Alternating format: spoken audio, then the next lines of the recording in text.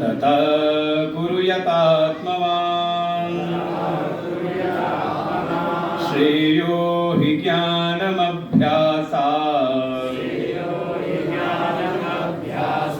ज्ञानात् ध्यानं विशिष्यते ध्यानात् कर्मफलत्यागः त्यागात् शान्तिरनन्तरम् श्रेयो हि ज्ञानमभ्यासात्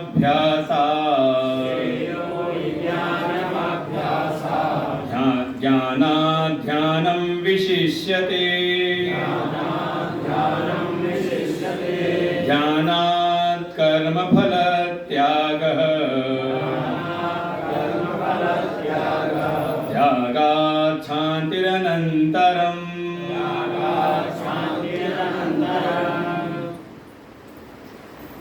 आनंद कंद सच्चिदानंद परम पुरुषोत्तम भगवान श्री कृष्ण अर्जुन को माध्यम बना करके प्रश्न अर्जुन का केवल एक निमित्त, जैसे भगवान स्वयं अपनी भक्ति का प्रतिपादन कर रहे हैं कि कैसे भक्त मुझको प्रिय हैं। क्योंकि जैसा हमने बार बार इसमें निवेदन किया इस गीता जी के प्रारंभ में ही कि ये जो 7वें अध्याय से लेकर के 12वें अध्याय पर्यंत जो गीता जी का विषय है वो है भक्ति योग। और 7वें से जो प्रसंग भगवान ने प्रारंभ किया है उसका एक प्रकार से उपसंहार कर रही है। और लगभग 12वें श्लोक तक, 12वें अध्याय के 12वें श्लोक तक भगवान ने भक्ति का जो भी सिद्धांत है उसका पूर्णतः प्रतिपादन कर दिया। और इसके बाद तो बताते हैं लक्षण क्या हैं। किसके लक्षण? तो समझ लें कि 2 प्रकार के भक्तों की संभावना है। एक भक्त तो वो जिनको भगवान प्रिय है। तो कौन कौन है इसमें से? आप में से कोई है ऐसा जिनको भगवान प्रिय है?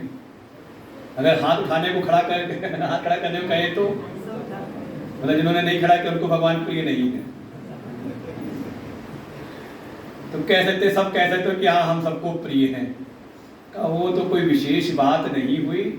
विशेष बात तब है जो भगवान यहाँ 12वें अध्याय में कहते हैं कि ऐसा जो मेरा भक्त है वो मुझको प्रिय है। विशेषता उसकी है, उस भक्त की विशेषता है जो भगवान को प्रिय है। भाई आपको भी ऐसा हो सकता है ना कि किसी को आपसे प्रेम है लेकिन जिससे आपका प्रेम है, तो दोनों में अंतर होगा ना। तो ऐसे ही भक्ति के मार्ग में भी अर्जुन ने पूछा है 2 प्रकार के आपके भक्त हैं। एक तो जो आपकी सगुण साकार सोपाधिक सविशेष उसकी उपासना करते हैं, एक तो वो भक्त हैं जो ज्यादातर दिखाई देता है बहुतायत रूप में सगुण साकार भगवान के किसी व्यक्त स्वरूप की उपासना में। और कुछ ऐसे हैं जो आपके अव्यक्त स्वरूप की, निरुपाधिक स्वरूप की, आपके निर्गुण निराकार निर्विशेष स्वरूप की उपासना में लगे रहते हैं। तो हे प्रभु, दोनों में कौन से श्रेष्ठ हैं? और देखिए भक्ति के मार्ग में खूब झगड़ा चलता रहता है इसमें। और जब भगवान ने उत्तर दिया तो कहा भक्ति चाहे कोई भी हो, चाहे वो सोपाधिक भक्त हो चाहे निरुपाधिक भक्त हो, लक्ष्य एक हो, भगवत प्राप्ति, भगवान की प्राप्ति। साधन में ना हम अटके रहें बल्कि जो परम साध्य है भगवान की हमें प्राप्ति हो जाए। तो एक में कहा कि अगर सोपाधिक की भक्ति कर रहा है इन नियमों के साथ में, जिसमें मुख्य था परया श्रद्धया, ध्यान हो जिसको, जो पुराने हैं पहले भी चले आ सुन रहे हैं जो, उसमें मुख्य था परम श्रद्धा के साथ में जो उपासना में लगे हुए हैं, बिल्कुल किंचित भी भगवान की किसी भी लीला में कोई संदेह ना आता हो। ये भावना है कि भगवान ने ऐसा क्यों किया। इस परम श्रद्धा के साथ में जिनका दृढ़ विश्वास है भगवान पर, जिनकी दृढ़ आदर बुद्धि है भगवान के प्रति, और साथ ही भगवान के साथ थोड़ा आत्मीय भाव है, और ऐसा उसका कभी कभी नहीं होता, बल्कि नित्य युक्त होकर के होता है। ऐसा भगवान में मन लगा हुआ है तो भगवान कहते हैं ऐसा सोपाधिक जो मेरा भक्त है वो मुझसे जुड़ जाता है। तो जुड़ने का साधन भगवान का सोपाधिक की उपासना है। अगर भगवान से जुड़ना है तो उपाय क्या है? तो भगवान ने संकेत कर दिया कि इन नियमों के साथ अगर मेरी सेवा में लगा हुआ है तो मुझसे जुड़ता है, और जुड़ जाए तो दूसरा दिखाया, अगर कोई अव्यक्त की उपासना में लगा हुआ है तो अव्यक्त को भी समझाया, अव्यक्त माने क्या, और उसको समझा कर कहा कि ये जो अव्यक्त की उपासना में जिसका चित्त लगा हुआ है, शब्द दिया था अव्यक्त, अव्यक्ता सक्त चेतसाम, जो अव्यक्त में ही जिसका चित्त बिल्कुल आसक्त है, उसको ज्यादा ये बाहर की पूजा पाठ में उसकी उतनी रुचि नहीं होती, लेकिन कहीं उस निर्गुण निराकार अव्यक्त तत्व की अगर कहीं चर्चा हो तो उसको बड़ा अच्छा लगता है। ऐसी जिसकी रुचि है, तो कहा अगर वो भी अव्यक्त की उपासना में अगर आगे बढ़ना चाहता है तो उसके साथ भी कुछ नियम बताएं। उस अव्यक्त की उपासना में नियम है कि पहले तो इंद्रिय संयम हो पक्की तौर पर, संयम इंद्रिय ग्रामम, अपने इंद्रिय समूह के ऊपर जो भी इंद्रियां हमारी, चाहे वो ज्ञान की इंद्रियां हो चाहे कर्म की इंद्रियां हो, इनके द्वारा जो हमारा व्यवहार है वो अत्यंत ही संयमित हो। फिर बुद्धि, देखो बाहर का व्यवहार संयम में, फिर भीतर जो बुद्धि है समत्व में, अर्थात किसी का भी पक्ष धारण नहीं करती, ना कोई अच्छा ना कोई बुरा, ऐसी जिसकी बुद्धि समत्व में स्थित हो, क्योंकि उसकी दृष्टि में कोई दूसरा तत्व है ही नहीं, और जहां दूसरा तत्व नहीं तो अच्छे बुरे की कल्पना कहां पे हो।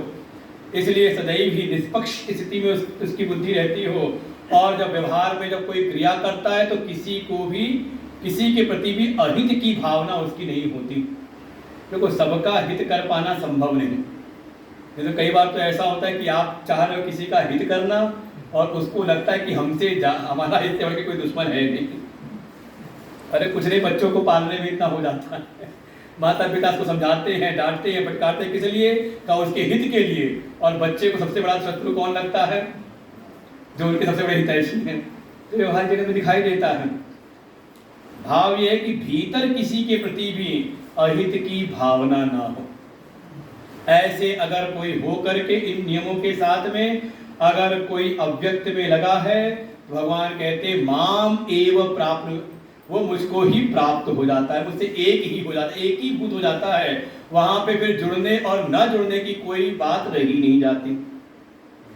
और जैसे भगवान का संकेत है कि जीवन का, इस मनुष्य जीवन का परम लक्ष्य यही है कि इस मनुष्य जीवन को प्राप्त करके हम वो साधना जीवन में करें जिससे कि हम इस मरण धर्मा, चाहे वो शरीर हो और चाहे ये संसार हो, इसको छोड़ करके भगवान की ही प्राप्ति कर लें।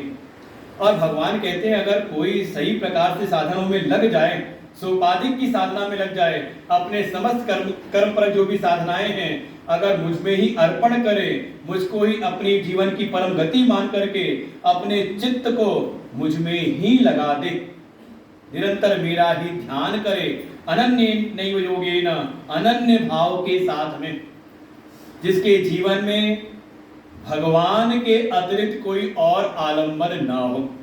संसार में कर्तव्य कर रहा है लेकिन संसार का आलंबन लेकर के नहीं, बल्कि आलंबन है, आश्रय है भगवान का। चित्त में ये बात नहीं आती कि हम तो सबके लिए कर रहे हैं, हमारे लिए कौन करेगा। ये भक्त का लक्षण नहीं है।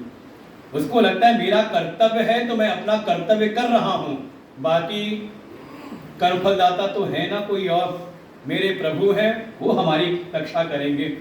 इस दृढ़ निष्ठा के साथ, इस दृढ़ भाव के साथ निरंतर मेरा ही ध्यान करता है, तो ऐसा कोई, भगवान उसको नाम दिया मई आवेशित चेतसाम, जिसका चित्त निरंतर मुझ में ही आवेशित रहता है, मुझसे ही जुड़ा रहता है।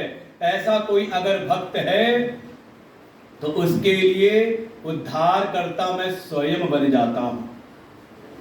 समझे, भगवान का एक प्रण है, प्रतिज्ञा है इस 12वें अध्याय में तेषाम हम समुद्धरता मृत्यु संसार सागरात भवामि न चिरात पार्थ मैया वेशित चेतसाम। और ऐसी प्रतिज्ञा भगवान की बीच बीच में कई जगहों पर है। भगवान स्वयं कहते हैं कि उसका उद्धार तो मैं स्वयं करता हूं, बशर्ते उसका चित्त मुझसे लगा हुआ हो, मुझको चाहता तो हो, मुझको चाहे ना तो फिर मेरी ओर देखे तो। इसीलिए हमारे मैंने एक दिन कहा था ना कि आखिरी में करते हैं ना, जैसे कोई छोटा बच्चा हाथ उठा देता है माता पिता को देख करके कि हमें उठा लें, हमारे कष्टों से हमें बचा लें, तो ऐसे ही भगवान के लिए कहते हैं हर हर महादेव। भाव यही कि प्रभु अब तो इस संसार से तार दो, कृपया पारे पाहि मुरारे, इस संसारे बहुत दुस्तारे कृपया पारे पाहि मुरारे, भज गोविंदम गोविंदम भज मूढ़मते। तो उसी भाव के साथ कोई अपने चित्त को भगवान से जोड़ दे तो ऐसे भक्त के लिए भगवान कहते मैं खुद ही उद्धारकर्ता बन जाता हूँ, और उद्धार भी सम्यक प्रकार से करता हूँ। उसके उद्धार में किसी प्रकार का कोई कष्ट से नहीं होता, कोई पीड़ा नहीं, सहजता से उसको लगता है कि जैसे बिल्कुल खेल खेल में ही हम आगे निकल गए हों, और देर भी नहीं, न अचिरात पार्थ, हे पार्थ बिल्कुल किंचित भी देर नहीं करता, अति शीघ्र उसका मैं उद्धार कर देता हूँ। तो जब ऐसे दयालु कृपालु भगवान हैं तो ऐसे कोई छोड़ के मन कहीं और जाए तो फिर उसकी उससे बढ़कर के दुनिया में फिर दयनीय स्थिति में कौन होगा। कम वा दयालुम शरणम व्रजेम, ऐसे दयालु प्रभु को छोड़ करके फिर हम अपने मन को कहाँ लगाएं। भगवान भाष्यकार भी कहते हैं भज गोविंदम गोविंदम भज मूढ़मते, कि अपने मन को मेरे भजन में ही लगाओ, हम गोविंद का ही भजन करें, ऐसे दयालु कृपालु भगवान मिल जाएं। और भगवान फिर 8वें श्लोक में निश्चित गति बताते हैं कि मनुष्य की जो निश्चित गति तो यही है कि वो मुझ में ही निवास करे। देखो अभी हम निवास करते हैं कहाँ पर, का परिस्थितियों में हमारा निवास है कि नहीं है। कोई अनुकूल परिस्थिति आई तो हम उससे बड़े हर्षित हो गए, या फिर कोई प्रतिकूल आई तो मन के भीतर दुख उत्पन्न हो गया, तो ये डामाडोल होते रहते हैं। कहीं हमने अपना निवास देह में कर लिया, देह नहीं तो देह से जो संबंधी लोग हैं उनमें निवास कर लिया, और बिल्कुल इसका लक्षण दिखाई देता है। शरीर बढ़ता है तो हम मान लेते हैं ना कि हम बड़े हो रहे हैं, शरीर को सुख मिला तो हम सुखी हैं, शरीर को कष्ट मिला तो हम दुखी हैं। इतना तो तब भी ठीक है। इस शरीर को हमें जोड़ दिया किससे, परिवार से, तो परिवार बड़ा हुआ तो कहाँ निवास कर रहे हैं, कहाँ परिवार में। परिवार बढ़ा तो पता हम बड़े हो रहे हैं, परिवार घटने लगा तो पता बस समस्या हो गई जीवन में।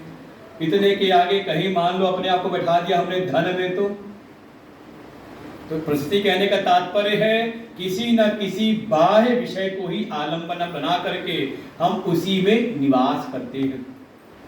कई बार महापुरुषों को ऐसी कई बार बातें बोल देते, सदुपड़ी भाषा कर देते हैं, कह देते हैं कि घर में निवास करो लेकिन घर को अपने भीतर मत बैठा दो। संसार में भले निवास करो, संसार में रहो, लेकिन संसार को अपने चित्त में न बैठा लो।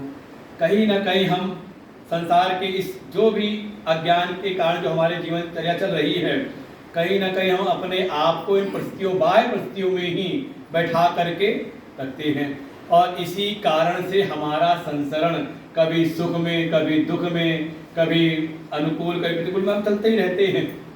भगवान कह रहे हैं सबसे श्रेष्ठ गति तो यही है कि मुझ में निवास करो। लेकिन कैसे होगा, तो उपाय है अपने मन और बुद्धि को मुझ में लगा दो। तो प्रतिज्ञा करके आए 7वें अध्याय में पहले श्लोक में ही, वहीं पर भगवान ला करके यहाँ पर, और समझे एक प्रकार से भक्ति का यहाँ पर उपसंहार है। मयि एव मन आधस्व मयि बुद्धिम निवेशय, अपने मन को मुझ में ही स्थापित कर दो। लेकिन ये मन जल्दी कहीं पर लगता नहीं। कहाँ लगता है, जो थोड़ा हमें जीवन के लिए सुखद अनुभव हो, जिसमें थोड़ी शोभनता का हमें अनुभव हो। अच्छा कोई दुख वाली चीज हो उसमें मन लगे आपका, लगा हो मन, यहाँ की तक कि पढ़ाई के समय पढ़ाई में मन नहीं लगता था, बड़ी कष्ट है इसमें।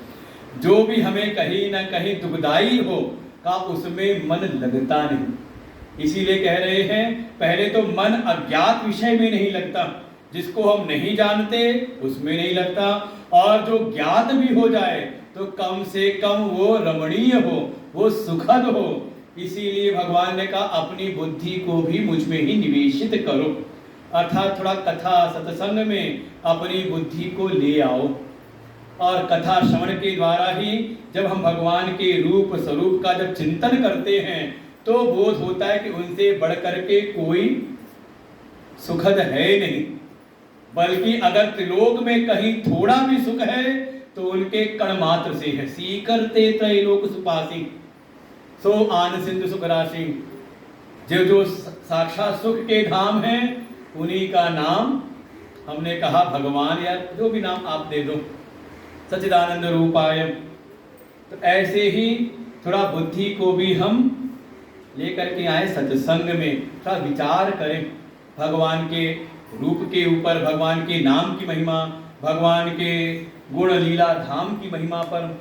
और देखें सुन करके आनंद तो आता ही है, जो सुख स्वरूप है। तो अपने आप कथा में बैठो सुनो तो लगता है कि हाँ कथा सुनते सुनते, यहाँ तक कि महापुरुषों का तो ऐसा एक निश्चित मत है कि कथा के अतिरिक्त संसार की जितनी भी चर्चाएं हैं वो सब कहीं ना कहीं व्यथा देने वाली हैं। आपका मन बिल्कुल शांत है, बड़े अपने सुख स्वरूप में बैठे हो, आराम से एकांत में बैठे हो, कोई मन में कोई व्यथा नहीं, और जरा सा कोई बाहर से आ जाए तो कोई आया और दो चार बातें उसने बाहर की बताई, क्या हुआ मन का मन तुरंत व्यथा से घिर जाता है।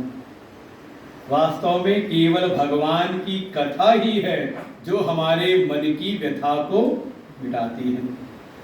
तो धीरे धीरे जब हम बुद्धि को लगाते हैं तो जब बुद्धि लगी तो साथ ही साथ हमारा मन भी। बुद्धि को लगाने का तात्पर्य बिल्कुल यही है कि हमारे जीवन की जो वरीयता है, जो प्राथमिकता है, वो भगवान में स्थित हो जाए।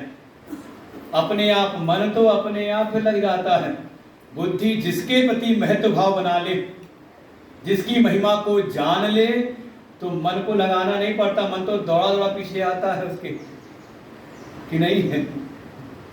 हमने बुद्धि में बैठा रखा है संसार की महिमा को, क्योंकि महिमा को ही संसार की महिमा सुनते आ रहे हैं, बचपन से सिखाया जाता है ये नहीं होगा तो जीवन दुखमय हो जाएगा, इस चीज का भाव रहेगा। तो लगता है कि हाँ बुद्धि में महिमा किसकी स्थापित हो गई, संसार के विषयों की, तो मन अपने आप उसमें लगता है। लेकिन जीवन का अनुभव है कि जो जो हमने चाहा था सब हमने प्राप्त कर लिया, लेकिन जो सुख की अनुभूति थी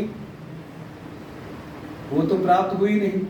और वास्तव में कभी विचार करना चाहिए, अगर संसार के विषयों में ही अगर आनंद सुख होता तो आप कभी भी सब कुछ छोड़ करके सुषुप्ति को ना प्राप्त होना चाहते है कि नहीं।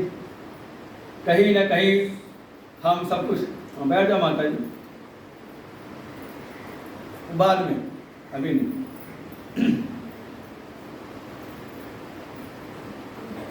भाई जिस वस्तुओं को, जिन पदार्थों को हमने बड़े जतन के साथ इकट्ठा किया, संजोया,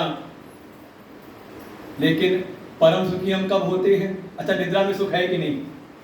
सुषुप्ति में, गहन सुषुप्ति में सुख है कि नहीं? अरे नींद ना आए 1 दिन 2 दिन 3 दिन तो कहते हैं थाने में जब कोई कुछ को बोलता नहीं है ना तो पीटते पीटते थक जाते हैं, तो बस एक ही करते हैं, तो सोने मत दो।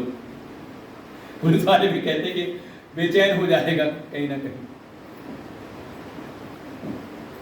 सब कुछ जब सबसे तारतम्य, सबसे संबंध तोड़ करके जब हम बिल्कुल अलग हो जाते हैं अपने आप में, तो ये हम सबसे ज्यादा सुखी होते हैं। बस ये है कि उस सुख का हमें उस समय, जिस समय निद्रा की अवस्था, उस समय उसका अनुभव नहीं होता।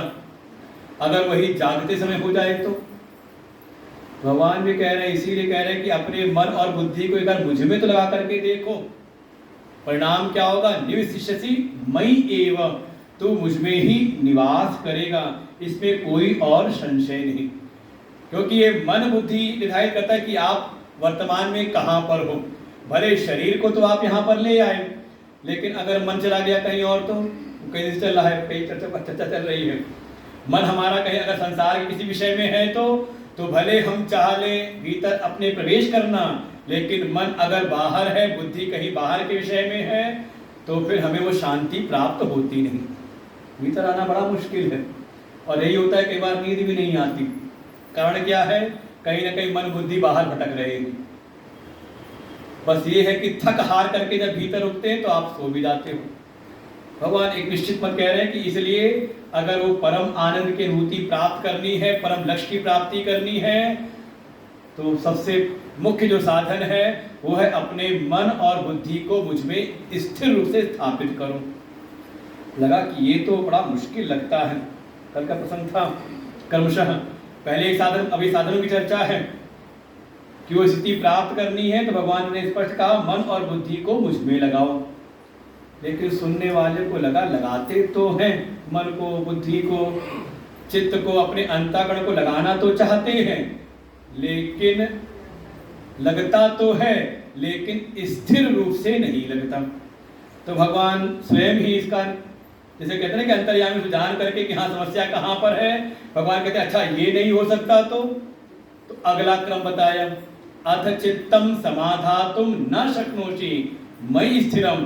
जैसे भगवान कह रहे हैं कि अगर ये भी नहीं कर सकते, मन और बुद्धि को स्थिर रूप से चाहते तो हैं ध्यान करना, चाहते तो हैं कि मन को थोड़ा अपने भीतर लेकर के आए, लेकिन नहीं होता तो इतनी सामर्थ्य नहीं, स्थिर रूप से थोड़ी देर लगता है, उसके बाद तुरंत जैसे लगता है मन भाग खड़ा होता है, चित्त बाहर की जगह चला जाता है। तो भगवान कहते हैं अगर ऐसा है, अगर स्थिरता से नहीं लगता तो कम से कम निरंतर अभ्यास अपना बढ़ाओ। एक नियम बना लो कि हाँ मुझे ये कार्य, साधना करनी ही करनी है। अपने अभ्यास योग को बढ़ाएं। इसलिए हमारे सब नित्य कर्मों में है उपासना इत्यादि कि सुबह शाम कम से कम कुछ समय तो ऐसा हो कि हम भगवान की शरण में बैठें। अभ्यास योगे, थोड़ा अपना अभ्यास योग बढ़ाओ, थोड़ा भगवान की सेवा, थोड़ा भगवान की पूजा, थोड़ा भगवान का जप, थोड़ा भगवान का ध्यान, इसको हम इस अभ्यास को अपना बढ़ाएं। और बढ़ाते हुए इस अभ्यास योग के द्वारा थोड़ा मुझको भी चाहो। भगवान ने बड़ी हिम्मत करके बोला होगा कि अगर मन बुद्धि नहीं लग रहा है तो कहीं न कहीं इच्छाओं में मैं नहीं बल्कि कोई और बैठा हुआ है। इसीलिए भगवान ने बड़ी हिम्मत से कहा कि हे धनंजय, और संबोधन भी दिया अर्जुन को, हे धनंजय। धनंजय माने कहा जैसे अर्जुन तुमने धन का संचय करने के लिए, तुमने जिस समय इंद्रप्रस्थ में राष्ट्र यज्ञ कर रहे थे, तो जितना पुरुषार्थ, जितना परिश्रम किया है अर्जुन ने, जा करके दिग्विजय करते हुए सारे राजाओं से कर इकट्ठा किया है। वो विशाल राष्ट्र यज्ञ था, उसके लिए धन संपदाएं चाहिए थी, तो सबसे ज्यादा परिश्रम किया था अर्जुन ने। तो भगवान संकेत करते, हे अर्जुन, जैसे तूने बड़ा प्रयास करके, बड़ा परिश्रम करके धन का संचय किया था, ऐसे ही थोड़ा अभ्यास योग के द्वारा मुझको भी पाने की इच्छा करो। माम आप तुम इच्छा। भगवान कह रहे हैं कि कहीं ना कहीं अगर मन बुद्धि अगर भ्रमित हो रहे इधर उधर, तो कहीं ना कहीं आपकी इच्छाओं में थोड़ा विभ्रम बैठा हुआ है। आप चाहते किसको हो? दुनिया को चाहते हो या भगवान को? क्या चाहते हो? कोई कहे दोनों चाहते हैं तो उसके फिर चौथा अध्याय पढ़ना पड़ेगा, जहां भगवान ने स्पष्ट कह दिया है, ये यथा मां प्रपद्यन्ते तांतरे भजाम्यहम् मम वर्तमान वर्तन्ते मनुष्या पार्थ सर्वशः। और वहां पर भगवान भास्कर व्याख्यान करते हैं कि जो जिसके मन में जैसी इच्छा होती है, कोई धर्म को चाहता है तो भगवान उसके जीवन में धर्म की स्थापना करते हैं, जो कोई अर्थ को चाहता है उसके जीवन में अर्थ की सुलभता करते हैं, जो काम चाहता है उसके जीवन में काम की सुलभता करते हैं, और जो मुमुक्षु हो, मोक्ष चाहता हो तो पूर्व पक्षी ने पूछा क्या दोनों साथ नहीं हो सकते कि दुनिया भी अर्थात धर्म, इसीलिए कहा पुरुषार्थ, पुरुषै अर्थति इति पुरुषार्थम। पुरुषार्थ अर्थ तो केवल परिश्रम के नाम पे प्रयोग कर लेते हैं, संस्कृत में पुरुषार्थ वैसे नहीं। पुरुषार्थ माने वो 4 पुरुषार्थ हैं जो हमारी मूलभूत इच्छाएं हैं। पुरुषै अर्थते इति, जो भीतर बैठा ये जीव जो चाहता है वो 4 ही 4 के स्तंभ हो सकते हैं, धर्म, अर्थ, काम और मोक्ष। तो क्या हम सात्विक चाह सकते? भगवान भाष्यकार कहते हैं ये एक साथ 2 चीजें नहीं चलती। जिस समय कोई अर्थार्थी है तो उसके जीवन मोक्षार्थी नहीं हो सकता, एक ही रहती है। तो अपने मन को देखें कि हमारे मन के भीतर चाहत किस चीज की है। क्या हमने भगवान को भी चाहा या अभी केवल दुनिया को ही? तो देखे कहने के लगता है कि दुनिया भी मिल जाए और थोड़ा अगर सत्संग और संग में आ जाए तो लगता है कि हाँ भगवान को भी पाना जरूरी है, बिना उनके काम। लेकिन भगवान को ही नहीं, समय लगता है इस भी को ही बनाने में। हाँ ये है कि अगर दुनिया हमारे लक्ष्य में हो, इच्छा में हो, लेकिन वो साध के रूप में ना हो, साधन के रूप में हो, तब तो कह सकते हैं हाँ ठीक है। क्योंकि कोई ना कोई बैठे बैठे कई बार ऐसी बात कहो ना, कई बार लोग भगत लोग होते हैं, आप लोग अच्छे भगत हो, हमारे पश्चिमी तरफ हो तो सीधे ठेठ होते हैं, सीधे सवाल जवाब सीधे सीधे होता है उनका। कहेंगे ये सारी व्यवस्था कैसे बने अगर संस्कृत भगवान को ही चाहे तो? अगर धन ना हो तो सत्संग कैसे होगा? ये व्यवस्थाएं ना हो प्रवचन कैसे होगा? तो बिल्कुल ठीक है। अगर ऐसी भी धारणा है तो कि दुनिया भी की भी आवश्यकता है, तो उसका भी निराकरण भगवान पहले ही ऐसे संशय संदेह का कर चुके हैं कि अगर ये जो लोक है, लोक की व्यवस्थाएं हैं, ये दुनिया भी अगर चाहिए तो किस रूप में? कहा साधन के रूप में, साध्य के रूप में नहीं। धर्म, अर्थ, काम कैसे हो? कहा साधन के रूप में हो और साध्य हो। और इस बात को तो बहुत प्रारंभ में भागवत जी में समझा रखा है। ठीक से हम भागवत कथा भी नहीं सुनते हैं ना, भागवत कथा भी हम लोग सुनते हैं, केवल वो कुछ कथाओं का, कुछ लीलाओं का मंचन हम लोग सुन लेते हैं। नहीं तो भागवत के बिल्कुल प्रारंभ में इस बात को स्पष्ट कहा, वहां 4 पुरुषार्थों की सार्थकता का वर्णन किया है कि जीवन में अगर धर्म है तो धर्म का लक्ष्य हो क्या? केवल दुनियादारी नहीं, सुख भोग की प्राप्ति नहीं, बल्कि धर्म का लक्ष्य हो मोक्ष की प्राप्ति। फिर अगर जीवन में अर्थ है तो अर्थ का भी प्रयोजन केवल सुख भोग की व्यवस्था करना नहीं, बल्कि अर्थ का लक्ष्य है धर्म की प्राप्ति। और अगर सुख भोग की व्यवस्था है तो काम पुरुषार्थ है तो केवल इंद्रियों की तृप्ति नहीं, बल्कि उसका लक्ष्य हो कि हमें स्वस्थ जीवन प्राप्त हो, जीवन स्वस्थ हो, जिससे हम अपने जीवन में कोई अच्छे साधन कर सकें। और अगर जीवन है तो वहां भी कहा जीवन है तो जीवस तत्व जिज्ञासा। तो अगर दुनिया की भी चाहत है तो दुनिया भी कैसी हो? कहा साधन के रूप में, कि ये साधन हमें भगवान की ओर लेकर के चले, तब सरोज दुनिया भी सार्थकता है दुनिया की। क्योंकि भगवान ने पीछे कह रखा है अनित्यम असुखम लोकम इमं प्राप्य भजस्सु माम, कि अगर ये अनित्य असुख रूप अगर ये संसार भी मिला हुआ है तो इसका भी सदुपयोग यही है कि इन प्राप्त हुए साधनों का हम सदुपयोग करके भगवान की भक्ति के मार्ग में आगे बढ़ें। इसलिए आवश्यकता है कि जो भी ये अनित्य साधन प्राप्त हुए हैं, इनका हम सदुपयोग करते हुए अपने जीवन में थोड़ा अभ्यास बढ़ाएं। जो भी आप साधन अपना रखे हैं, जप, तप, तीर्थ, होम, यज्ञ, व्रत, उपास, जो भी आप कर रहे हो, इन सब को करते हुए थोड़ा अपने वर्ण की शुद्धि करें, अपनी चाहत को हम सुधारें, चाहत में भगवान को बसाएं। अभी तो हम अगर भगवान की पूजा भी करते तो चाहते क्या है? सेवा करते भगवान की, पूजा करते हैं भगवान की, और भगवान से चाहते हैं संसार को।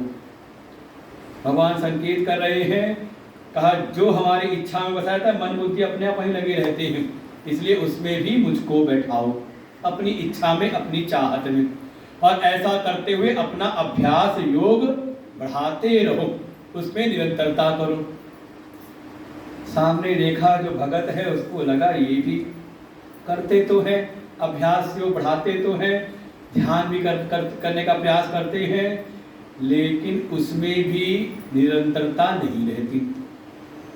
कभी हो जाता है, कभी नहीं होता। और कल भी कहा था ना, कई बार ध्यान करते करते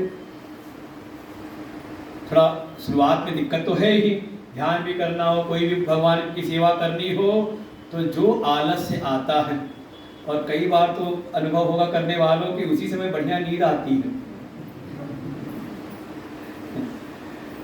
जैसे ही पूजा करने बैठे लगता उसी समय आलस्य है, जैसे ही माला उठाई तो उसी समय नींद आती है, जैसे ही हमने कुछ पाठ करना शुरू किया, स्वाध्याय करना शुरू किया, कहा उसी समय नींद आ रही है। ये भगवान की कृपा है कि सत्संग में नहीं आ रही। ये तो कई बार कथाओं में भी दिख जाता है, कोई ना कोई ऐसे महापुरुष मिल जाते हैं।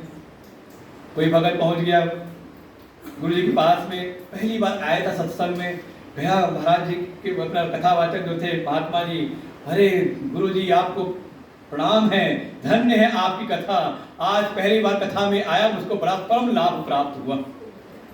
जी का क्या हुआ, लगता है कुछ अनुभूति हो गई क्या कथा सुन करके?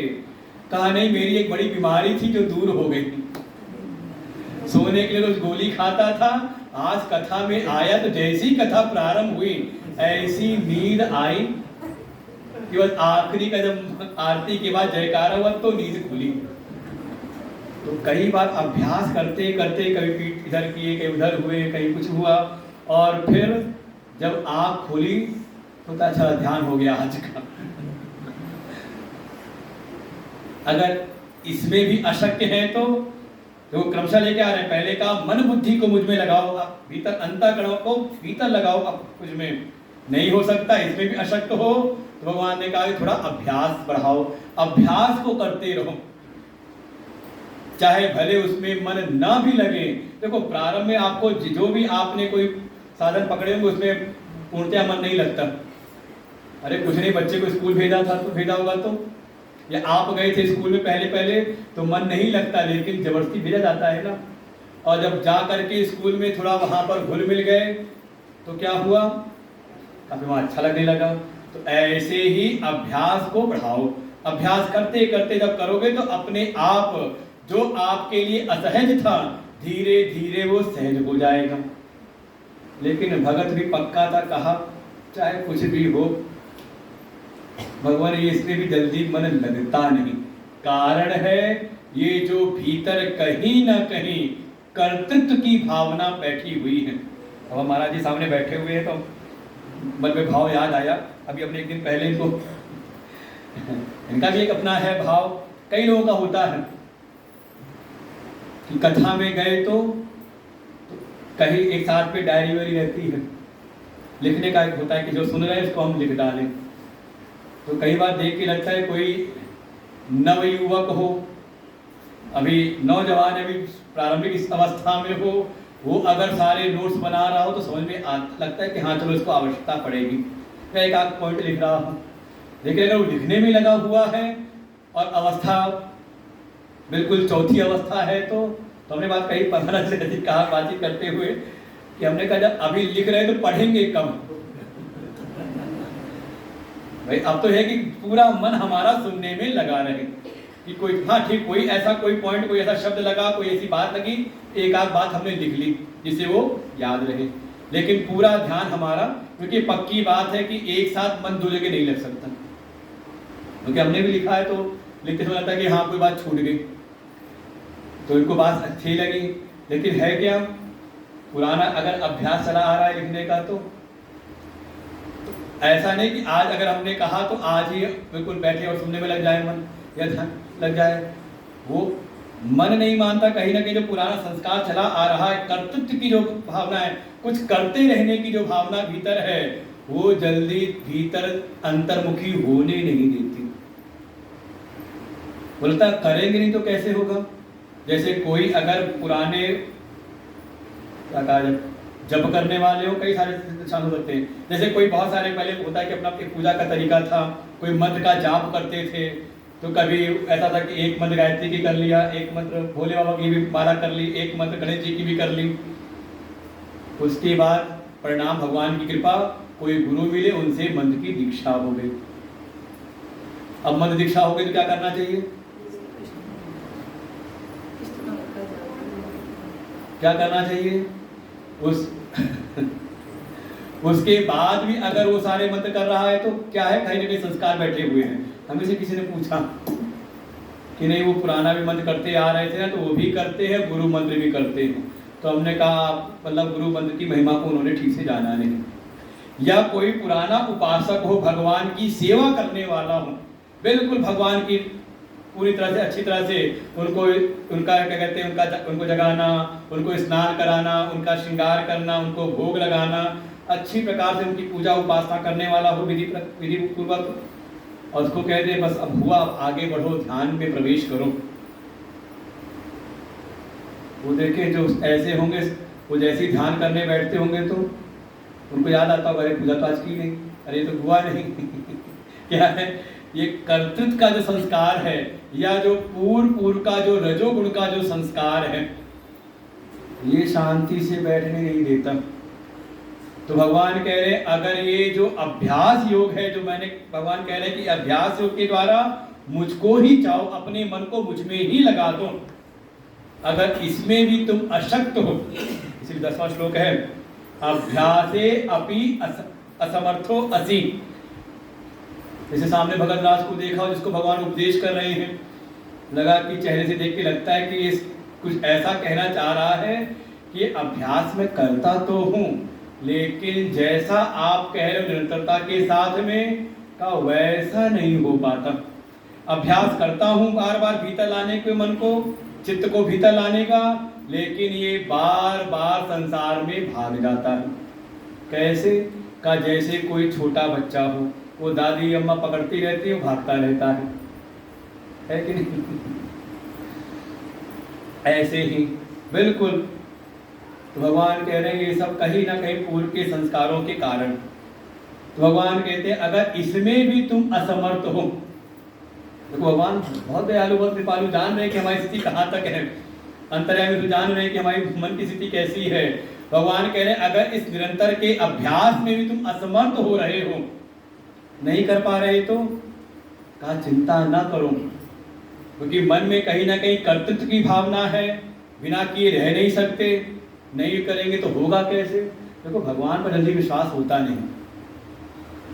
कैसे? मन में आता तो नहीं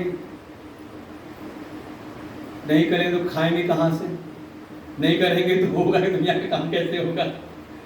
भले जाए अच्छे सच्चा कोई भगत हो, ये नहीं कह रहे कि कर्म मत करो, कर्तव्य मत करो, लेकिन अपने कर्तृत्व को ही आधार बना के जीवन जो रहता है ना, कि हम कर रहे हैं तो हो रहा है, कहीं ना कहीं ये कर्तापन इतना प्रगाढ़ है। भगवान समझ रहे, इतना भगवान को नीचे उतरने की आवश्यकता नहीं पड़ती। भगवान जान रहे हैं कि ये जन्म जन्मांतर से कर्तापन बैठा हुआ है, इसको लगता है भले भगवान के प्रति उसका आदर भाव है, पूज्य भाव है, उनका पूजन सत्कार सब करता है, लेकिन मन के भीतर कहीं ना कहीं अपने कर्तृत्व के प्रति थोड़ा अहम तो है, हम करेंगे तो ही होगा, है कि नहीं? नहीं है।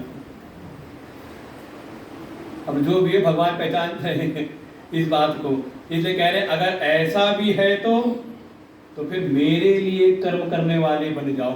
लगता है 10वें में आकर के वही छठा वाला उठा लिया भगवान ने, मत कर्म परमो भव, मेरे लिए कर्म करने वाले हो जाओ, मेरे परायण होकर के कर्म को करो।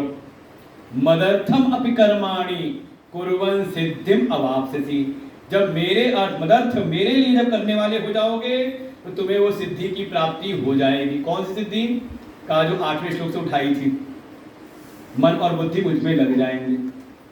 पहुंचना वहीं पर है, वो नहीं कर पाए तो ये करो, ये नहीं कर पाए तो ऐसा करो। अब थोड़ा समझना पड़ेगा, समझ लो ये मदर्थम अपि कर्माणि, अगर 3रा अध्याय अच्छे से पढ़ा हो तो कर्मयोग, तो भगवान ने वहां कहा था तदर्थम कर्म कौन्तेय मुक्त संगः समाचर, वहां का तद अर्थम, और यहाँ कह रहे हैं मद अर्थम। जैसे कर्म योग को भगवान और ज्यादा यहाँ पर विशुद्ध करते हुए भक्ति योग में लेकर के आ रहे हैं। कल भी विचार कराया था, देखिए एक है हमारा कर्म, कर्म के पीछे हेतु क्या बन रहा है हमारे कर्म का, प्रेरक तत्व क्या है।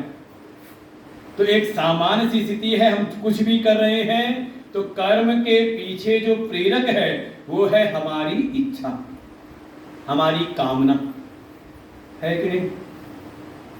अरे कई बार तो किसी भगत ने ऐसे कहा कि मैं करता वो हूं जो मैं चाहता हूं, पर होता क्या है, जो वो चाहता है जो नहीं घटित हो रहा है। हम जो चाह रहे हैं सो कर रहे हैं, अपनी मर्जी से अपनी अपनी कामनाओं पे कर रहे हैं, लेकिन हो क्या रहा है का जो वो चाहता है।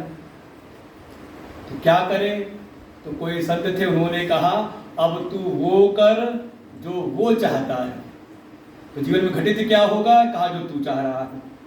भाई कहीं ना कहीं हमारी जो मूलभूत चाह है वो सुख की प्राप्ति,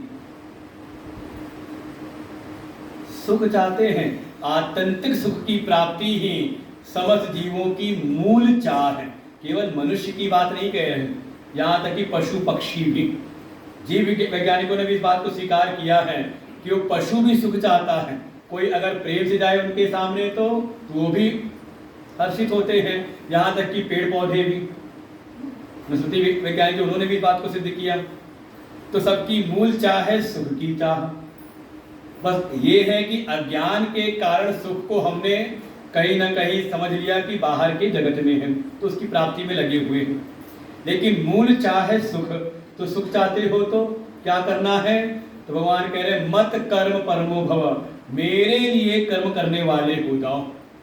जो भगवान जैसा चाहते हैं, जो भगवान की आज्ञा है उसको मान लो।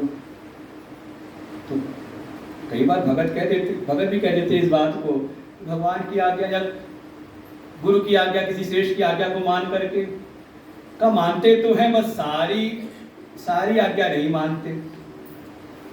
या कई बार गुरु से कह देते हैं गुरु जी आपकी हमने 9 बात तो मान ली थी, एक ही तो नहीं मानी है आपकी बात। तो गुरु जी समझ जाते कि 9 बात जो मानी थी ना वो मेरे मन की नहीं थी, वो तुम्हारे अपने मन की थी। जो तुमको लगा कि तुम्हारे अनुकूल थी, तुमने उस बात को मान ली, और जो एक तुम्हारे मन के अनुकूल नहीं थी, है कि नहीं। अरे कोई नहीं, एक चेला राम थे, कोई वो सो रहे थे आराम बिल्कुल अपनी बढ़िया योग निद्रा में। गुरुजी ने आवाज लगाई, अरे उठ जाओ सवेरा हो गया, जल्दी स्नान करो, स्नान से निवृत्त हो जाओ। वो चेले ने सुना और फिर करवट बदल ली अपनी, फिर सो गया करवट बदल करके। थोड़ी देर बाद फिर आवाज आई, गुरुजी ने आवाज लगाई, अरे चेलाराम उठो उठो, उठ के संध्या वंदन करो, समय बहुत हो रहा है। वो फिर उठा, करवट बदली, फिर सो गया। गुरुजी ने फिर आवाज लगाई, अरे अब तो उठ जाओ, देखो दिन निकल आया, बिल्कुल सब उठ गए हैं। वो फिर उठा, फिर करवट बदली, फिर सो गया।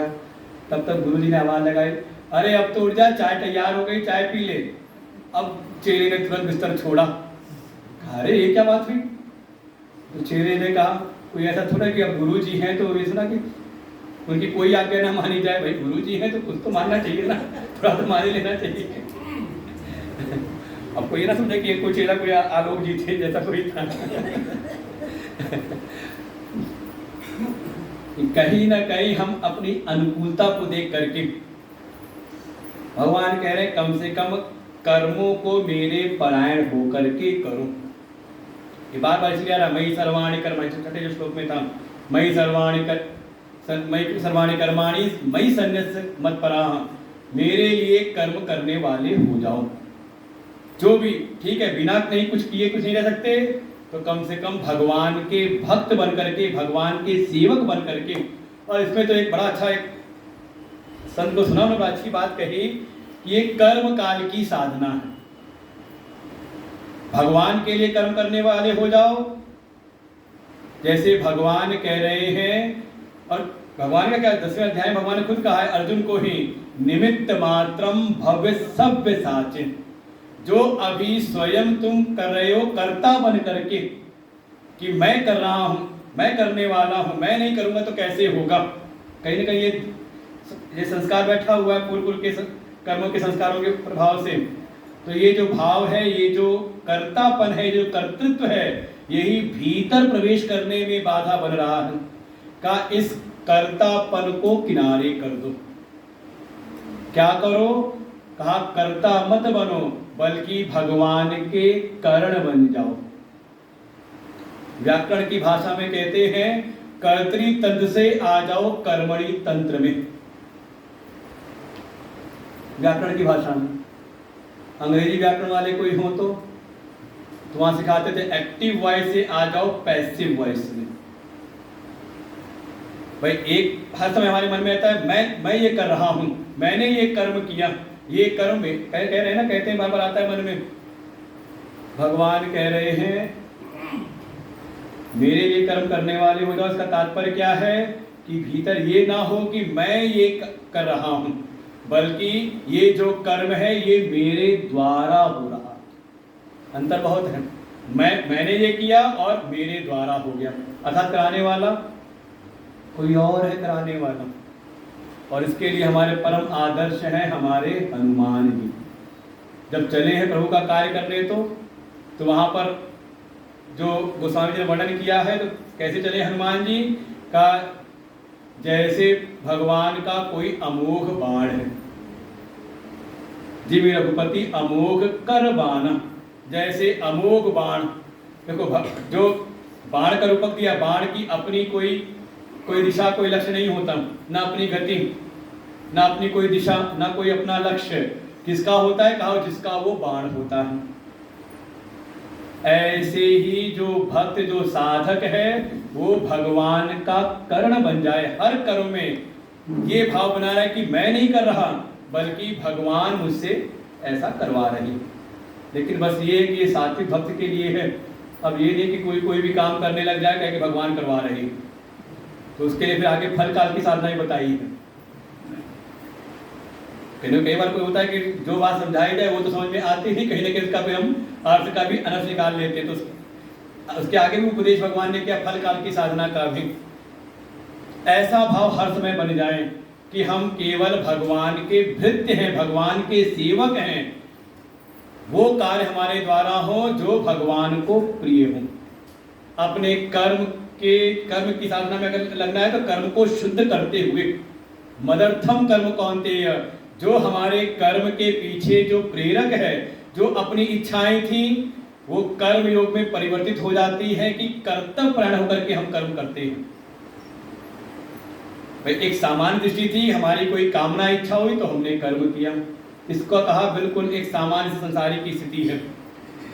इसी में जब कोई आया कर्मयोग के मार्ग में तो वो फिर अपनी इच्छा अपने कामनाओं के लिए नहीं बल्कि वो अपनी इच्छाओं को कह सकते हैं विलय करता है किसी श्रेष्ठ के लिए। अपने परिवार में तो पारिवारिक कर्तव्य की भावना से, समाज में सामाजिक कर्तव्य की भावना से।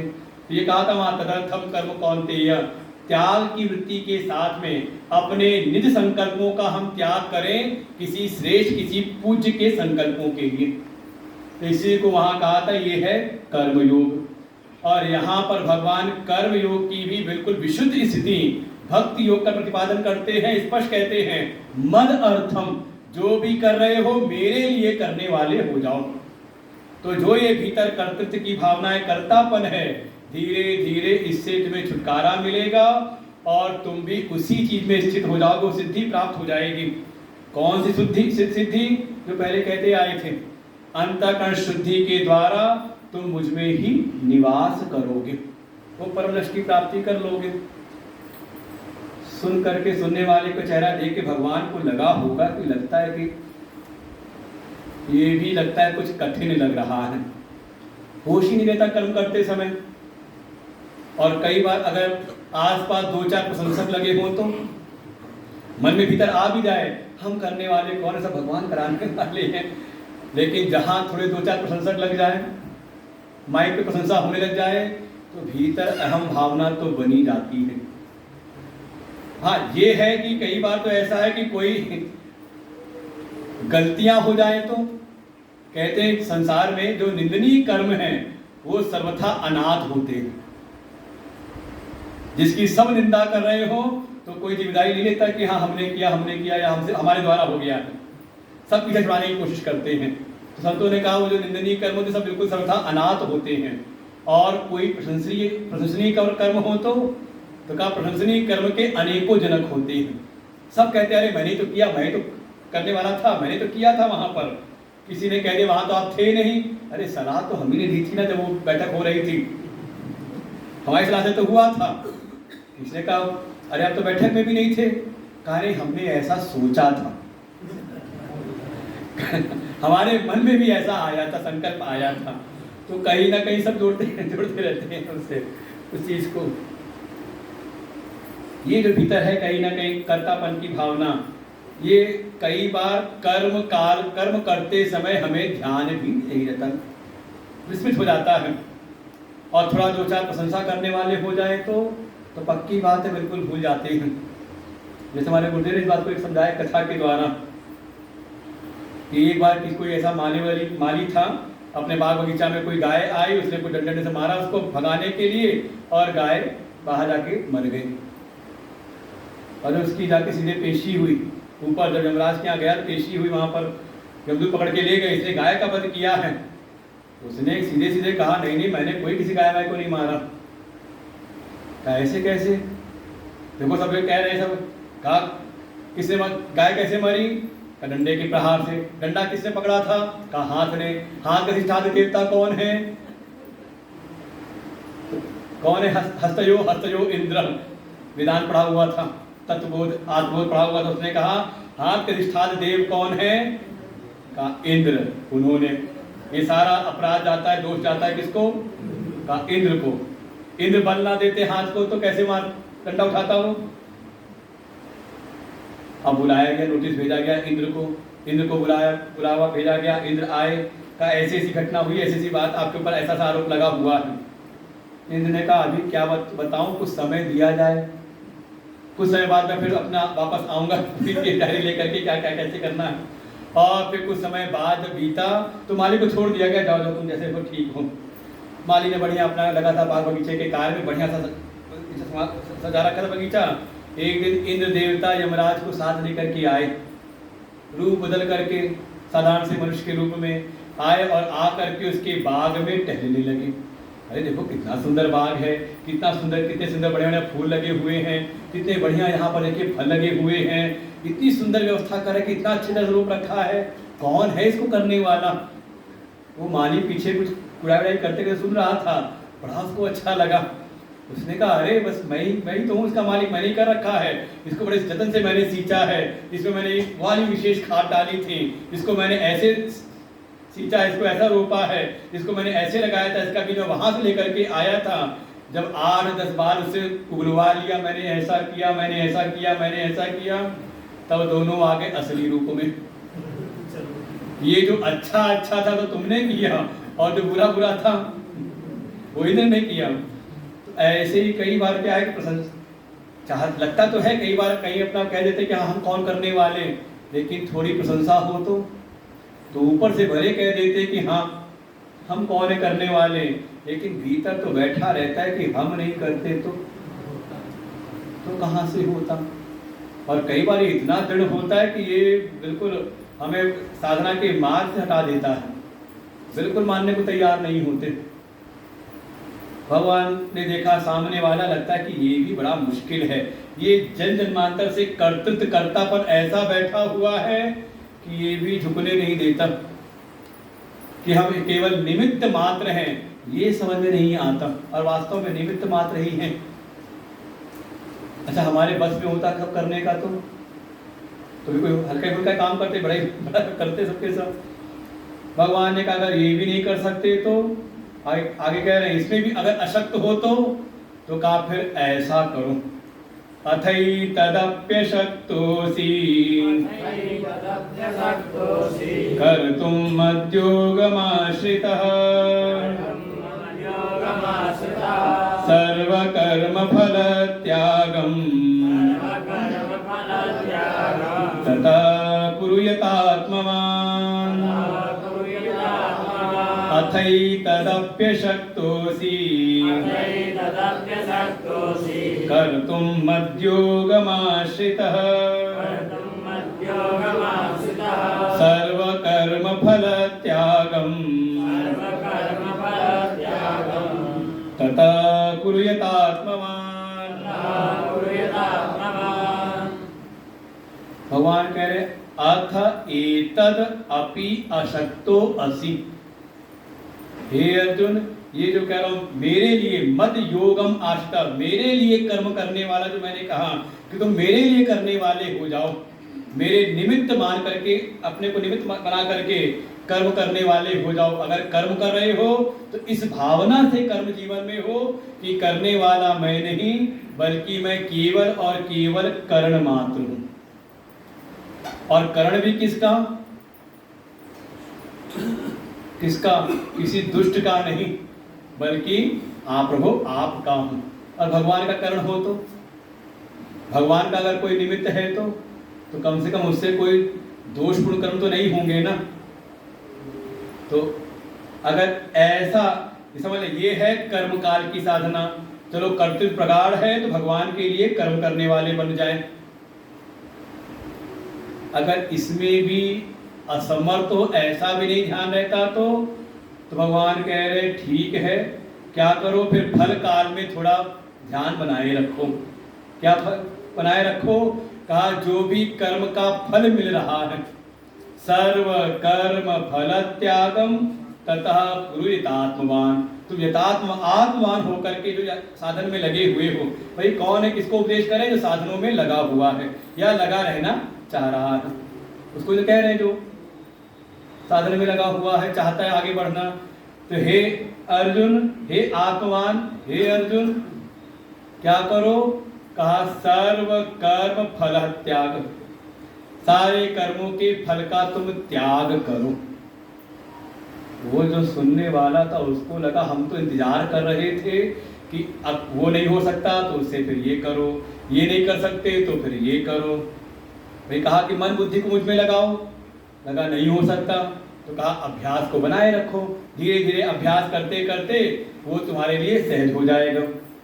लगा ये भी नहीं कर सकते तो कहा कर्म करते समय ऐसा करो, ये भी नहीं कर सकते तो मन में इंतजार था कोई इससे भी आसान वाला कोई साधन होगा, बताया जाएगा।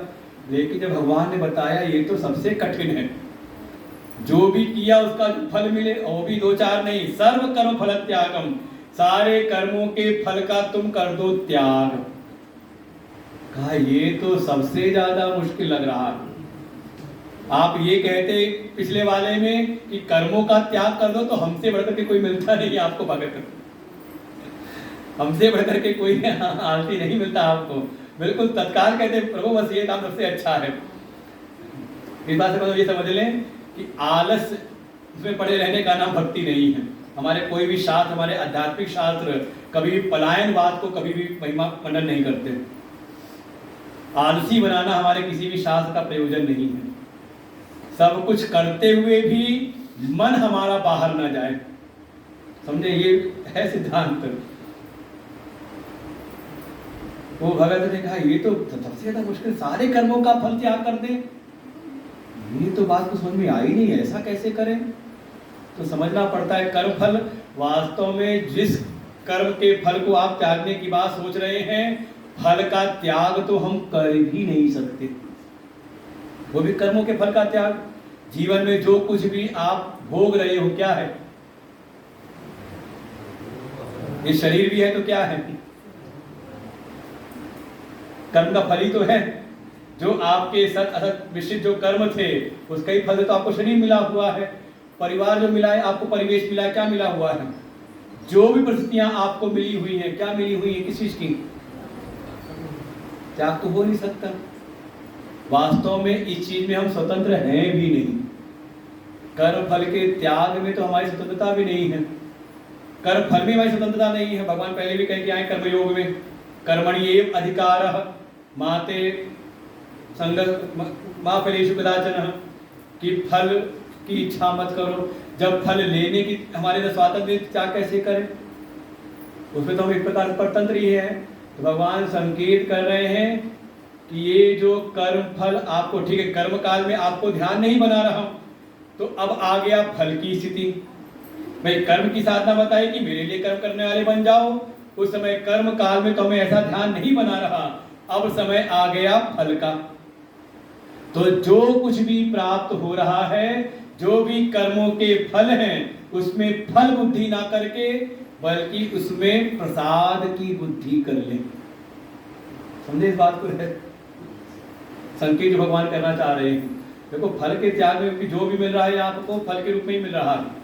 ये शरीर मिला है तो फल के रूप में, हमें परिवार मिला, जो भी मिले हुए हैं, बिल्कुल इसमें हम केवल, महापुरुष ने ऐसा कहा कि आपको चयन करने की सामर्थ्य नहीं है फलों में जो परिस्थितियां प्राप्त हो रही हैं, केवल आप इसको रिसीव कर रहे हो, केवल आप रिसीवर हो, जो मिल रहा है उसको आप स्वीकार कर रहे हो।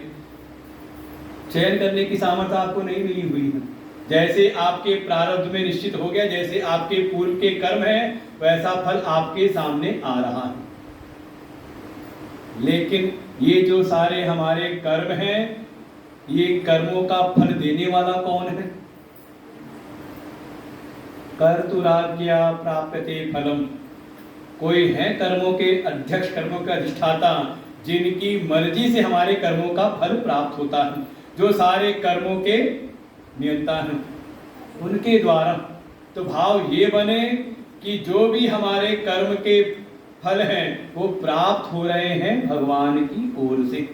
तो भगवान से कुछ होकर के आ रहा है। तो संतों ने बड़ा अच्छा दृष्टांत दिया, कहा जैसे आपने दुकान से खरीदी मिठाई, दुकान से खरीदा आपने लड्डू और लेकर के आए मंदिर में, और पंडित जी ने उसको रखा भगवान के पास में, 2-4 निकाले और 2-4 उसमें डाले और वापस आपको दे दिया। तो अब क्या है वो? नहीं, अब कौन एक मिठाई का डिब्बा है। अब बुद्धि क्या बनी?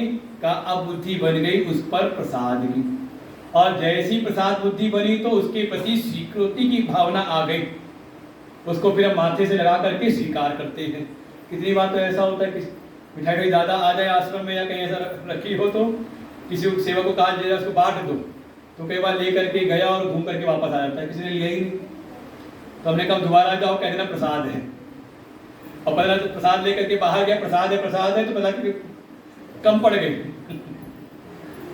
तो भाई चतुर्वेदी जी हम वहाँ पर, तुम कल ही हमने कहा लड्डू खाएंगे, तो 4 लोग को देखा अगल बगल सब बैठे हुए हैं, हमने कहा प्रसाद है, उन्होंने कहा प्रसाद तो खा लेंगे।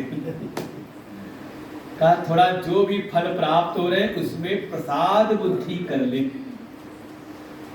हर चीज में एक स्वीकृति की भावना कि ये जो भी अनुकूल प्रतिकूल जो भी परिस्थिति आ रही है, ये सब भगवान का प्रसाद है। इसमें ज्यादा रिजेक्शन वाली अस्वीकृति की भावना ना रहे, बिल्कुल स्वीकृति की भावना हो जाए।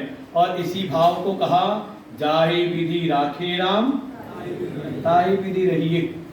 और इसका परिणाम ये है कि जब आपके भीतर स्वीकृति की भावना आदि जैसी भी परिस्थितियां हैं, उसको जब आप भगवान का प्रसाद समझते हैं तो भीतर स्वीकृति की भावना आती है और आप तत्काल ही कोई ना कोई समाधान ढूंढ लेते हो। और स्वीकृति की भावना ना हो तो आदेश में तो यही विलाप होता है कि हमारे जीवन में ऐसा क्यों हो रहा है। तो ना तो कहते उसमें कोई आपको कोई समाधान दिखता है और ना कहीं आपको जीवन को कोई शांति।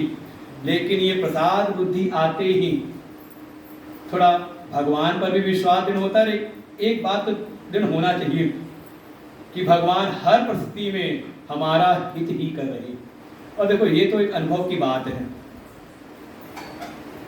जीवन में जो दुखद परिस्थितियां होती हैं, संघर्ष की परिस्थितियां होती हैं, एक प्रकार से सबसे ज्यादा आपको परिष्कृत करती हैं, ज्यादा आपके भीतर निखार लेकर के आती हैं, आपकी सामर्थ्य को ज्यादा बढ़ाती हैं। और कई बार तो ऐसा है कि जो सुखद परिस्थिति की जो नींव है वो दुखद परिस्थितियों पर ही रखी होती है। जीवन में संघर्ष ना हो, मतलब संसार की कोई भी आप श्रेष्ठ पद या कोई भी श्रेष्ठ स्थिति को आप देखिए, उसके पीछे संघर्ष की आवश्यकता है कि नहीं है? हर जगह पर है। अरे तो हम लोग को अपने जीवन का कई बार हमें लगता था कि कोई परिस्थिति जीवन में ऐसी आई थी, लगता है इससे ज्यादा नरक तो कुछ हो ही नहीं सकता। और उसमें केवल एक भाव कि ठीक है गुरु जी की आज्ञा है, ऐसा करना है, तो उस परिस्थिति में अपना लगे रहे, सेवा करते रहे। परिणाम का आज ऐसी स्थिति लगता है इससे सुकर तो कुछ हो ही नहीं सकता। लेकिन आधार क्या बना का उस समय जो दुखद परिस्थिति में एक स्थिति की भावना आई, भगवान कह रहे हैं भले बात कह रहे सबसे नीचे कह रहे हूँ, लेकिन ये समझ लें सबसे आसान है कि जो परिस्थितियाँ आई हैं उसमें उसको भगवान का प्रसाद समझ के हम स्वीकार कर लें। एक दृढ़ विश्वास बनाए रखें कि इसमें भी भगवान हमारा कोई हित ही साध रहे। अरे तो महापुरुषों के जीवन का अपना अनुभव है। आप किसी परिस्थिति में अगर बड़ा प्रयास करते जा रहे, करते करते अगर आपको लगे कि हाँ असफल हो रहे हैं, थोड़ा ठहर जाओ, थोड़ा बुद्धि विचार से कहीं ना कहीं थोड़ा धैर्य रखो और विचार करो, तो आपको लगेगा शायद हो सकता है भगवान हमें इससे कोई बढ़िया परिस्थिति देना चाह रहे हैं, इसलिए यहाँ कहीं ना कहीं समस्याएं ज़्यादा आ रही हैं। और ऐसा देखें जो विचार करते हैं तो उनको वो रास्ता मिल भी जाता है। भगवान कह रहे हैं फल काल की साधना में थोड़ा मुझ पर विश्वास बनाए रखो। जो भी परिस्थितियां आ रही हैं उसको मेरा प्रसाद समझ करके उसको स्वीकार कर लो। इसे कहा सर्व कर्म फल त्यागम तथा प्रेरित आत्मवान। अगर यत्न में लगे हो तो सामने अच्छी बुरी हर प्रकार की परिस्थितियां आएंगी, उन सब में भगवान पर विश्वास को बनाए रखो। समझो बिल्कुल आखिरी में आ गया। ऐसा नहीं हो सकता, मन बुद्धि को लगाओ, नहीं लगा सकते, इसमें असमर्थ हो तो अपनी अभ्यास को, अपनी साधना को लगाए रखो और अभ्यास के द्वारा वर्ण की शुद्धि, भगवान को चाहें। हमारी चाहत में दुनिया ना हो और दुनिया भी हो तो साधन के रूप में, साध्य के रूप में। साध्य केवल और केवल भगवान। उसमें असमर्थ है तो कहा फिर कर्म में लग जाओ, भगवान के लिए कर्म करने वाले हो जाओ। इसमें भी अगर असमर्थ हैं तो जो परिस्थिति जीवन में आ रही है उसमें फल बुद्धि का त्याग करके उसमें भगवान के प्रसाद की बुद्धि को ले आए। बिल्कुल इससे आसान नहीं कोई रास्ता है। तो लगा कहीं ना कहीं सामने वाले को लगता है हम क्या इतने भी गए गुजरे हैं कि भगवान कहता है ये करो, ये नहीं कर सकते तो ये करो, ये नहीं कर सकते तो ये वाला कर लो, ये भी नहीं कर सकते तो ये वाला करो। और सामने कौन है? सामने जो खड़े हैं वो एक राज परिवार में आया हुआ, जिसने कभी भी किसी भी क्षेत्र में छोटे मोटे साधनों से कभी समझौता न किया हो, ऐसा अर्जुन सामने जिसने जीवन में सबसे श्रेष्ठ ही प्राप्त किया हो। तो जैसे भगवान को लगा कि कहीं ऐसा ना हो कि आखिरी वाला जो बताया कि जैसी परिस्थिति भी है उसमें अपने भीतर भगवान के प्रति विश्वास को बनाए रखो। सर्व कर्म फल त्यागम, कि जब कुछ नहीं करे तो यही वाला कर लो। तो अर्जुन के भीतर इस साधन के प्रति हीन भावना न आ जाए। तो भगवान अब ये आखिरी में जो बताया था, जैसे इसकी महिमा का मंडन, इसकी स्तुति करते हैं 12वें श्लोक में। और हमारे गुरुदेव का ये 12वें अध्याय का 12वां श्लोक बड़ा प्रिय श्लोक है, अधिकतर इस बात को कोट करते हैं। श्रेयो हि ज्ञानमभ्यासात् ज्ञानाध्यानं विशिष्यते ध्यानात् कर्मफल त्यागः त्यागात् शान्तिरनन्तरम् श्रेयो हि ज्ञानमभ्यासात् ज्ञानाध्यानं विशिष्यते ध्यानात् कर्मफल त्यागः त्यागात् शान्तिरनन्तरम्। भगवान कह रहे हैं, एक क्रम दिखा रहे हैं। कहा अभ्यासात् ज्ञानम श्रेयः, वो शब्द को तोड़ के रखे उसमें, है ना। श्रेयो ही ज्ञानम अभ्यासात्, अर्थात जो भी आप अभ्यास जीवन में कर रहे हैं, जो भी आप साधन, अर्थात बहुत उसको जान करके नहीं, जो हमें परंपरा से प्राप्त हुआ, जो भी हमने ठीक समझा, अविवेक पूर्ण जो भी आपने साधन जीवन में ढाल लिए, ऐसा जो भी आप अभ्यास कर रहे हो, उस अभ्यास से श्रेष्ठ है उसका हम ज्ञान प्राप्त करें। अर्थात ज्ञान रहित जो भी आप साधन कर रहे हैं, उससे श्रेष्ठ है कि आप थोड़ा ज्ञान की प्राप्ति करे, उसको जाने समझे। तो जैसे जीवन में बहुत सारे हम साधन करते चले आ रहे हैं, लेकिन उसको जानने का प्रयास नहीं करते कि वो किस लिए है, इसका क्या प्रयोजन, इसका क्या रहस्य है, जानने का नहीं, केवल देखा देखी में हम करते जाते हैं। तो कह रहे हैं ज्ञान रहित जितने भी आपके अभ्यास हैं उससे श्रेष्ठ है कि हम जाने, ज्ञान की ओर आगे बढ़े, ज्ञान उससे श्रेष्ठ है। फिर ज्ञानात ध्यानम विशिष्यते, जो आपने ज्ञान प्राप्त किया, जो आपने जाना है, तो केवल बौद्धिक भी केवल समझना ना रहे, बल्कि उसका आप ध्यान भी करें, उसको भीतर धारण भी कर लें, उसका आप थोड़ा चिंतन भी करें, भीतर धारण कर लें उसको। और जो ध्यान कर रहे हैं उससे तो कहा ध्यानात कर्म फल त्याग, और जो भी आप ध्यान कर रहे हो उससे भी श्रेष्ठ है कर्म फल का त्याग। जो था ना आखिरी में आया था, ये नहीं कर सकते तो ये करो, ये नहीं कर सकते तो ये करो, ये भी नहीं कर सकते तो ये करो, और आखिरी में आया था सर्व करो फल त्याग, उससे आखिरी साधन। भगवान कह रहे हैं ये इसको इतना ज्यादा हल्के मत लें, जो आप अभ्यास कर रहे हो, अभ्यास से उसको जानना, तत्व का जो ज्ञान है उसको जानना कहा ज्यादा श्रेष्ठ है। फिर जो आपने तत्व का ज्ञान प्राप्त किया उसको भीतर धारण करना, उसका ही ध्यान करना, कहा वो उससे भी श्रेष्ठ है।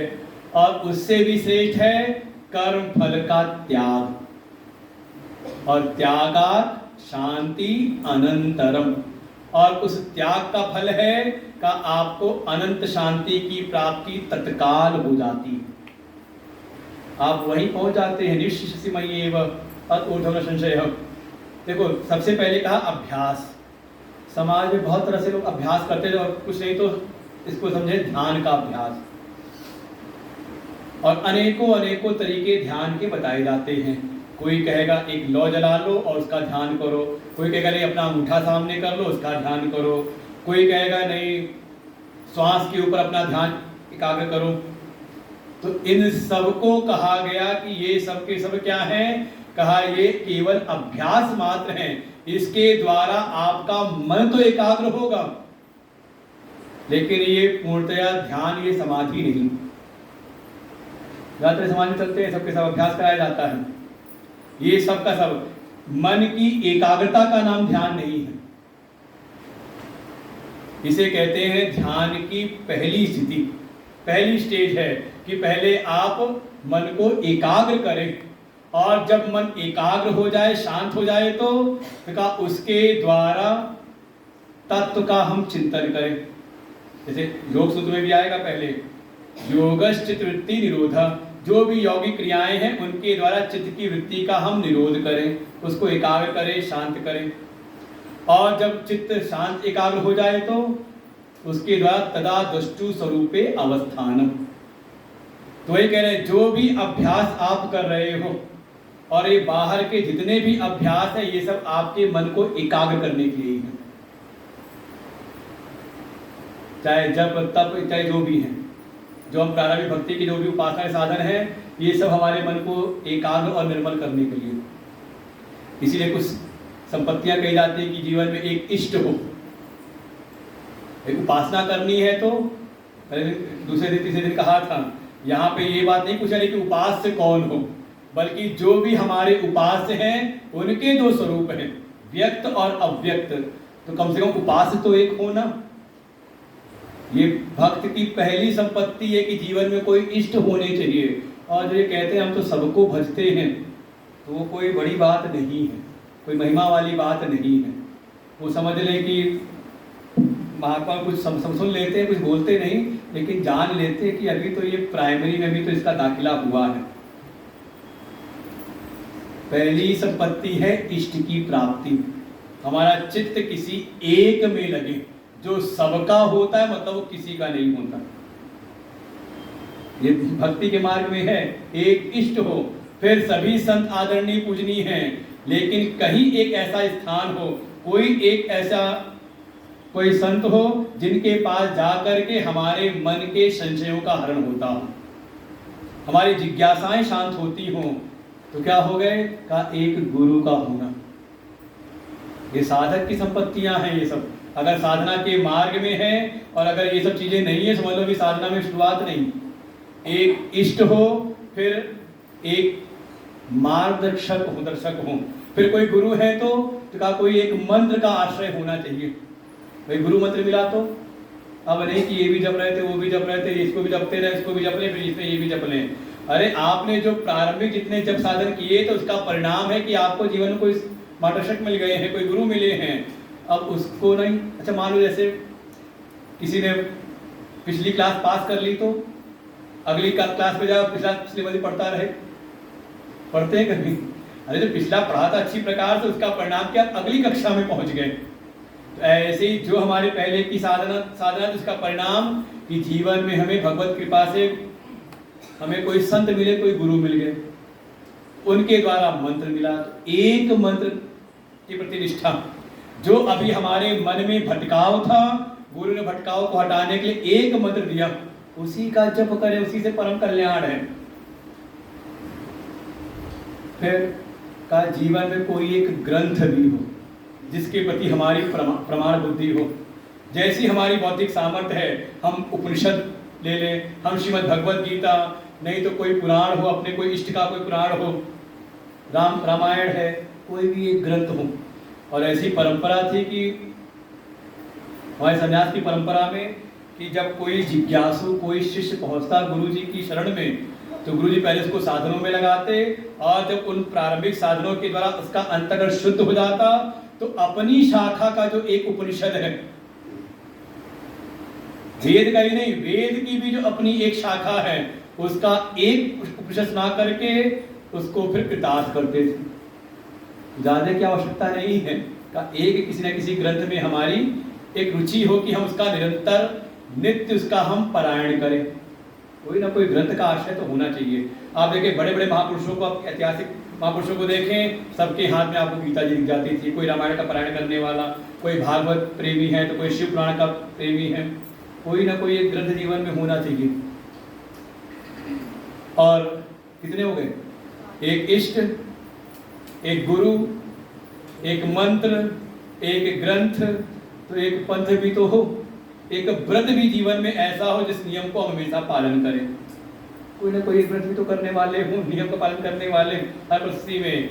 तो ये सब किस लिए है? ये प्रारंभिक जो कुछ भी साधन है, इनका उद्देश्य है कि हमारा मन एकाग्र हो।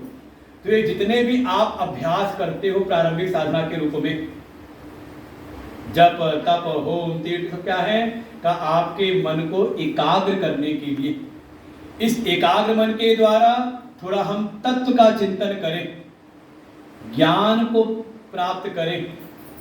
मन को हमने निर्मल कर लिया, एकाग्र कर लिया, लेकिन अब तत्व ज्ञान नहीं प्राप्त करते तो कार्य बेकार है। वो वैसे ही है जैसे कोई लोटे को धोता रहे, मांजता तो रहे, लेकिन उसमें कोई बढ़िया वस्तु को ना रखे, तो कहा उसका उस लोटे को साफ करना, मांजना कहा निरर्थक है। ऐसे ही ये जो प्रारंभिक साधनाओं के द्वारा ये मन हमारा निर्मल एकाग्र हुआ, तो इसमें थोड़ा सद्गुरु की शरण में जा करके तत्व का ज्ञान रखें, थोड़ा हम तत्व का चिंतन, तत्व की चर्चा को हम सुने। इसलिए जो प्रारंभिक अभ्यास है उससे श्रेष्ठ है ज्ञान की साधना। थोड़ा हम श्रवण बढ़ाएं, फिर जो सुन रहे हैं, सुन के समझ तो आता है, थोड़ा जो सुना है उसका हम मनन भी करें।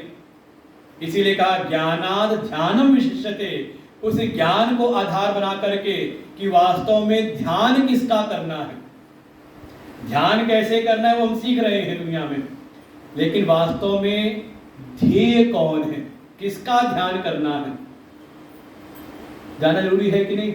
और जान लिया तो ध्यान भी तो करें। किसका ध्यान करना है? तो कहा बाहर से तो भीतर आ जाए, बाहर के दृश्य से थोड़ा भीतर आए, इंद्रियों पर, इंद्रियों से आ जाए मन में, मन से आ जाए बुद्धि में। और ये पूरा क्रम पीछे समझा चुके हैं भगवान, तीसरे अध्याय में भी, चौथे अध्याय में, ये सब क्रम फिर आपको छठे अध्याय में सब प्रक्रिया समझाई है। संक्षेप में समझे तो का रूपम दृश्यम लोचनम दृक् तदृश्यम दिक्तुम मानसम।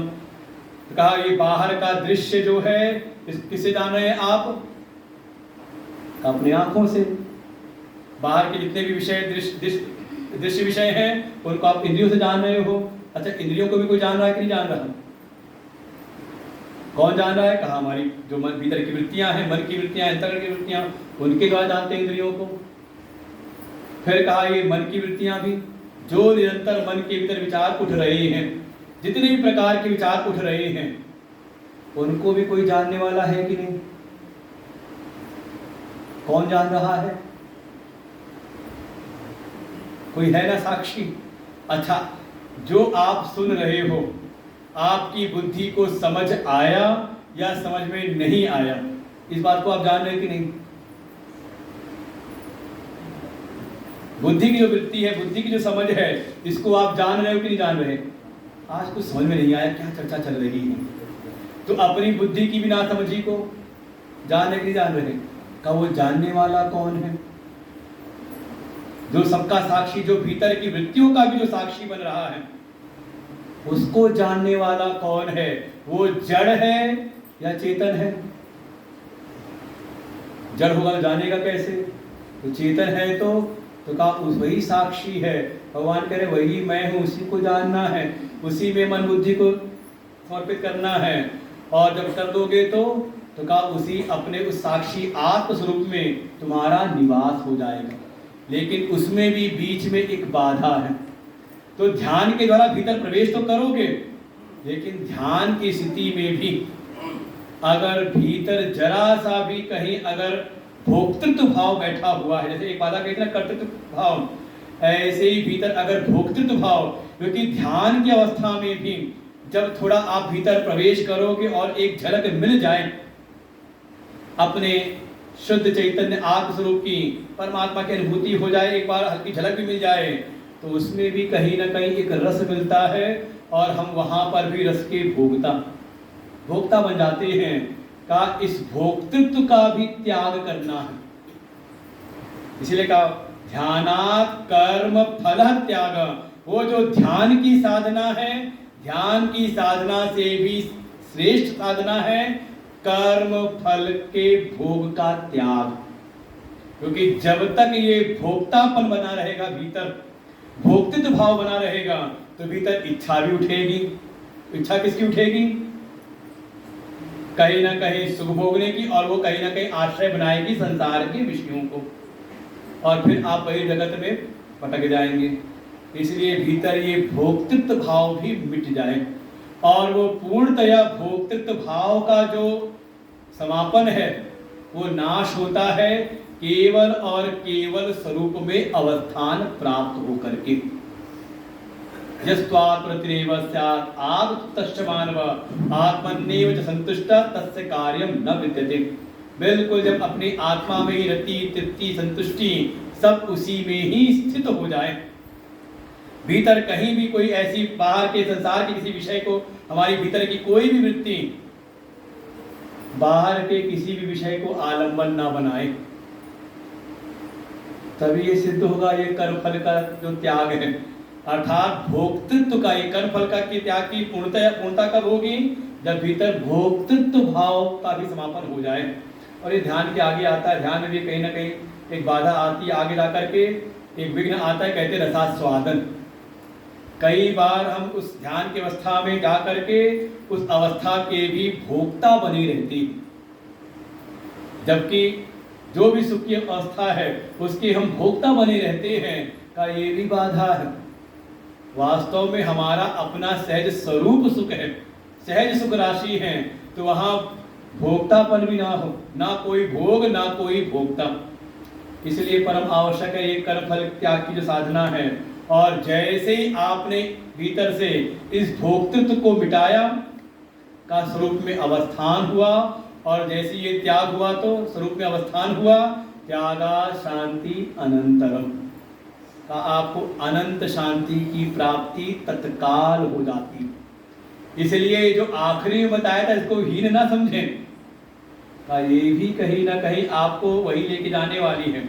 जैसे भगवान कह रहे हैं 11वें को सिद्ध कर लिया तो हर परिस्थिति में ये विश्वास भगवान पर बना रहे कि हर परिस्थिति भगवान हमारा हित कर रही है, फल भोग में ज्यादा हमारी रुचि ना रहे, फल भोग का त्याग की भावना बनी रहे। हर परिस्थिति में भगवान का एक प्रसाद की भावना बनी रहे, स्वीकृति की भावना बनी रहे, तो कहा ये आपको ले जाएगी किसमें, कहा 10वें में। आपको कर्म करते समय आपको भाव बनाए रखेगी। जब भोगते तो नहीं तो करते काहे के लिए। ठीक है, भगवान जैसा चाह रहे हैं वैसा हम कर रहे हैं भगवान की रजा में, और ऐसा करते करते धीरे धीरे हम प्रवेश कर जाएंगे 9वें में। अभ्यास हमारा सिद्ध होने लगेगा, भीतर अंतःकरण शुद्धि होते भीतर प्रवेश होने लगेगा। जो वर्ण की शुद्धि होगी तो भीतर अभ्यास योग बढ़ेगा, और भीतर होते होते फिर हमारा जो मन और बुद्धि है दोनों ही कहाँ स्थित होंगे, का उसी परमात्मा में। और भगवान ने स्वयं कहा कि जब मुझ में स्थित कर दोगे तो तुम मुझ में ही निवास करोगे। तो लगता है पहुंच तो गए वही अव्यक्त उपासना वाले के लक्ष्य में। कहा था ना अव्यक्त वाला जब उस नियम के साथ अगर साधना करे तो ते प्राप्नुवन्ति माम एव, और वही कहा था निवशिष्यसि मयि एव, का वो नित्य निरंतर फिर मुझ में ही निवास करता है। तो ऐसा मान लो अगर कोई भक्त सिद्ध हो जाए तो पहचान क्या हो, कैसे पहचाने, कोई पहचान तो होनी चाहिए ना, हमें भी लगना चाहिए ना कि हम सिद्ध हो गए, कोई पहचान। भगवान अब कहते हैं जो उस अव्यक्त में, उस अव्यक्त आत्म स्वरूप में अर्थात मुझ में ही आकर के अवस्थित हो गए हैं, अब जो परिस्थितियों में विश्राम नहीं कर रहे, जिनका निवास बाहर की परिस्थितियों में नहीं बल्कि जो मुझ में ही निवास करने वाले हैं। बिल्कुल भज गोविंद का श्लोक है वो, योगरतो न योगरतो वा भोगरतो वा संगरतो वा संगविहीना यस्य ब्रह्मणि रमते चित्तम नंदति नंदति नंदत्येव। जिसका चित्त का उस पर ब्रह्म में ही, परमात्मा भगवान कह रहे मुझ में ही रमण करता है, मुझ में ही स्थित है, तो फिर भगवान कहते ऐसा कोई है तो मुझको वो अतीव प्रिय है। अब इसके बाद लगभग 13वें श्लोक से लेकर के और हमारे बिल्कुल आखिरी में 19वें श्लोक तक, लगभग कितने 7 श्लोकों में, 7 श्लोकों में बस भगवान यही बता रहे हैं। इसमें लगभग ऐसे जो भक्त हैं, ऐसे भक्त जो भगवान को प्रिय है। तो पहले शुरुआत में कहा था ना 2 प्रकार के भक्त, एक भक्त वो है जिनको भगवान प्रिय है, उनकी बात नहीं, उनकी संख्या बहुत सारी है। ऐसे भक्त जो भगवान को प्रिय, जिनको भगवान कहते हैं ये मेरे प्रिय भक्त हैं, उनके यहां लगभग इन श्लोकों में 38 गुण बताए हैं,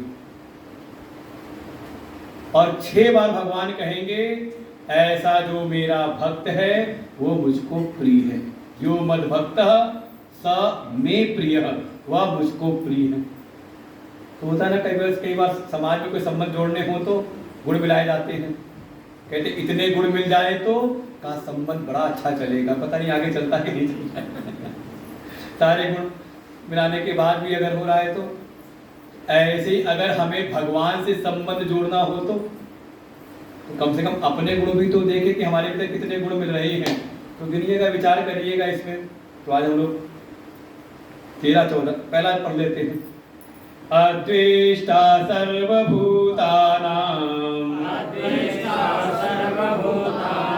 मैत्र करुण एव च निर्ममो निरहंकारः समदुःख सुख क्षमी संतुष्टः सततं योगी यतात्मा दृढ़ निश्चय मयि अर्पित मनो बुद्धि यो मद भक्त समे प्रियः संतुष्ट सततं योगी यतात्मा दृढ़ निश्चयः मयि अर्पित मनो बुद्धि यो मद भक्त समे प्रियः। जहाँ भी शब्द है मतलब वहां पर एक प्रसंग पूरा हो रहा है, आया ना, जो मद भक्त, जो कोई भी ऐसा मेरा भक्त है, स में प्रिय, वह मुझको प्रिय है। कैसा भक्त? तो पहले ही शुरुआत के लक्षण दिया, अद्वेष्टा, अर्थात जिसके चित्त में किसी के प्रति भी कोई द्वेष की भावना न रह गई हो। न द्वेष्टा आत्मनो दुख हेतुम अपि न किंचित द्वेष्टि सर्वाणि भूतानि आत्मत्वेन ही पश्यति। अब समझिए किसकी चर्चा हो रही है?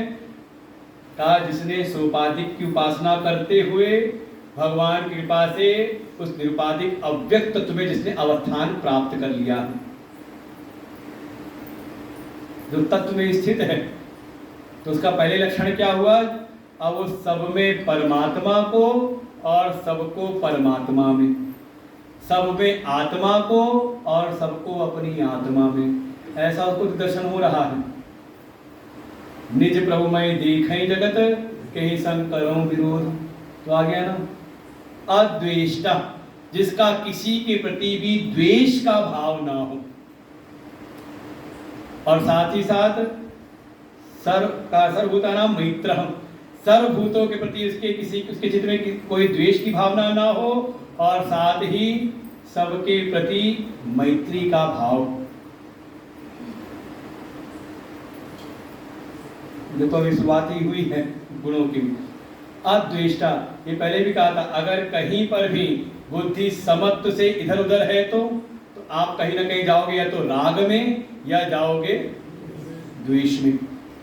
और वहां पहले ही कह आए थे, जिसकी बुद्धि समत्व में है, ऐसी स्थिति उसको समझ लें, तत्व के अतिरिक्त उसकी दृष्टि हो गई है बिल्कुल अद्वैत में स्थित, तत्वमय दृष्टि हो गई है। तो जब सारा जगत तत्वमय है, परमात्मामय है, तो फिर किससे द्वेष करें? कौन है द्वेष के लिए? फिर कोई सामने है ही नहीं। और ऐसा ही ना तो किसी से द्वेष और ना किसी के प्रति कोई राग भी नहीं है, बल्कि कोई सामने आ रहा है तो बिल्कुल मैत्री भाव है। और मैत्री भाव दिखाई देता है। जैसे कोई अपना मित्र दिख जाए तो सबसे पहले चेहरे पर मुस्कान आती है, मुस्कुराहट। क्या है? अपने भीतर का एक स्नेह प्रकट होता है। ऐसे सभी के प्रति स्नेह का भाव, भीतर करुणा है। कोई दीन दिख जाए तो उसके प्रति उसके हृदय से करुणा प्रकट होती, दया प्रकट होती है। साथ ही का निर्ममो, या निर्मम मतलब निर्मम वाला नहीं, क्योंकि पहले करुणा कह के आ चुके हैं। निर्ममो मतलब किसी के प्रति कोई ममत्व का भाव नहीं है, और ममत्व नहीं तो निरअहंकार, किसी चीज का कोई अहंकार भी नहीं। देखिए ये मम और अहम भाव साथ साथ चलते हैं। मम है, जैसे आपने किसी को माना ये मेरा है, तो भीतर अहम भी प्रकट होगा, बड़ा अच्छा है तो भाई मेरे पास है तो अहम तो आएगा ही आएगा। और अहम है तो कहीं ना कहीं अहम की खूंटी पे मम कुछ न कुछ लगेगा जरूर, ऐसे कहा। और ये देखिए व्यवहार की दृष्टि में होता ही होता है। कई बार तो मान लो मम भाव किसी वैध वस्तु से है जो हमने अपना पुरुषार्थ से प्राप्त किया है, तो उसमें अगर आ जाए मम भाव तो कई बार उसमें एक स्वाभिमान के रूप में अहम प्रकट होता है। भगवान बचाए, कम से कम ये हो जाए तो ठीक है, कहीं अवैध में ना हो जाए, जो हमारा नैतिक जिस पर अधिकार नहीं उसमें मम भाव कर ले तो उसमें तो पक्के तौर पे अहंकार प्रकट होता है। लेकिन जिसकी परमार्थ दृष्टि हो गई, तो परमार्थ दृष्टि आते ही, अद्वैत दृष्टि आते ही, ना तो वहां पर कोई मम है और ना ही कोई अहम है, वो दोनों जाकर उसी स्वरूप में आकर के स्थित हो गया ऐसे। और फिर जीवन में सुख भी आ रहा है, दुख भी आ रहा है, परिस्थितियां आ रही हैं, लेकिन उसकी बुद्धि बिल्कुल समत्व में है। और सबके प्रति क्षमा का भाव, सामर्थ्य होते हुए भी वाला वहां पर उसके जीवन में नहीं है। मजबूरी का नाम महात्मा गांधी का। सामर्थ्य होते हुए भी, कोई अगर दंड देने की सामर्थ्य है भी, सामने किसी ने कोई अपराध किया, लेकिन उसके प्रति भी क्षमा का भाव, कोई भीतर जरा सा भी कहीं क्रोध की भावना भी ना आए, ऐसा। साथ ही साथ क्यों ऐसा है? का संतुष्ट सततम, का वो सतत हर समय उसके भीतर एक संतुष्टि की भावना बनी रहती है।